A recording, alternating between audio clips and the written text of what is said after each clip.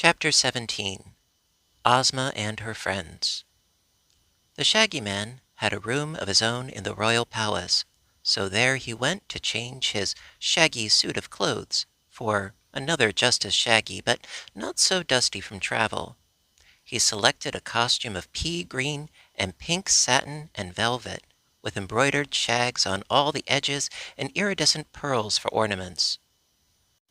Then he bathed in an alabaster pool, and brushed his shaggy hair and whiskers the wrong way to make them still more shaggy. This accomplished, and arrayed in his splendid shaggy garments, he went to Ozma's banquet hall and found the Scarecrow, the Wizard, and Dorothy already assembled there. The Scarecrow had made a quick trip and returned to the Emerald City with his left ear freshly painted. A moment later, while they all stood waiting, a servant threw open a door, the orchestra struck up a tune, and Ozma of Oz entered. Much has been told and written concerning the beauty of person and character of this sweet girl ruler of the land of Oz, the richest, the happiest, and most delightful fairyland of which we have any knowledge. Yet with all her queenly qualities, Ozma was a real girl, and enjoyed the things in life that other real girls enjoy.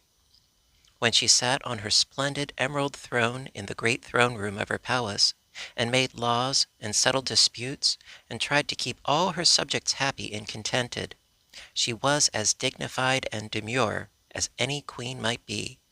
But when she had thrown aside her jeweled robe of state and her scepter, and had retired to her private apartments, the girl, joyous, light-hearted, and free, replaced the sedate ruler. In the banquet hall tonight were gathered only old and trusted friends, so here Ozma was herself, a mere girl. She greeted Dorothy with a kiss, the Shaggy Man with a smile, the old little wizard with a friendly handshake, and then she pressed the Scarecrow's stuffed arm and cried merrily, "What a lovely left ear! Why, it's 100 times better than the old one." "I'm glad you like it," replied the Scarecrow, well pleased. "Ginger did a neat job, didn't she?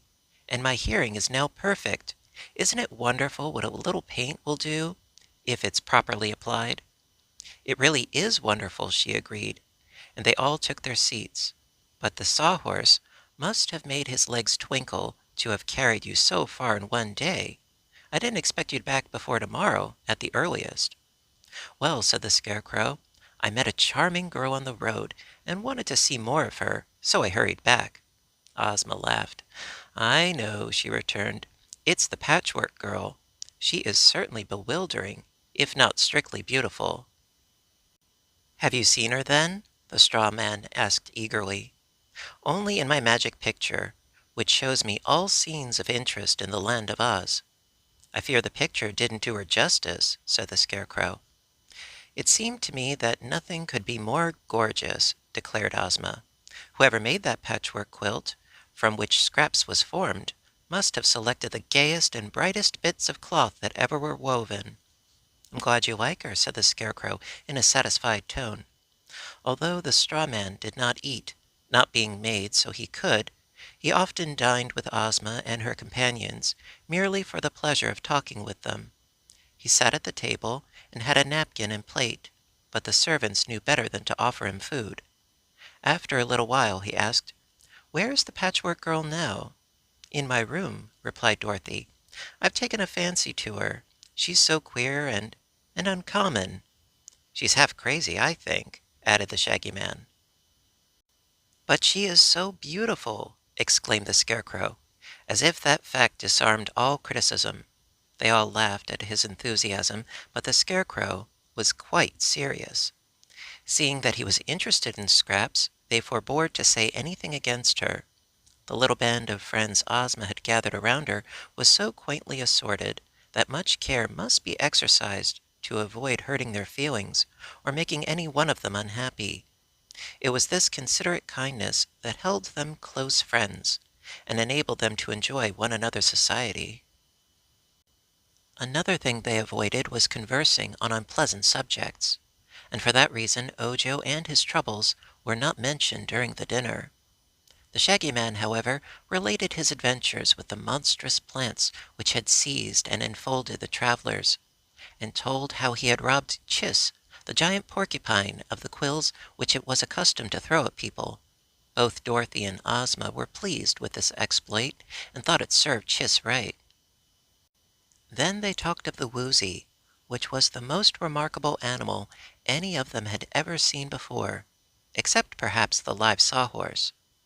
Ozma had never known that her dominions contained such a thing as a Woozy, there being but one in existence, and this being confined in his forest for many years. Dorothy said she believed the Woozy was a good beast, honest and faithful, but she added that she did not much care for the glass cat. "Still," said the Shaggy Man, "the glass cat is very pretty, and if she were not so conceited over her pink brains, no one would object to her as a companion." The Wizard had been eating silently until now, when he looked up and remarked, "That powder of life, which is made by the Crooked Magician, is really a wonderful thing, but Dr. Pipt does not know its true value, and he uses it in the most foolish ways."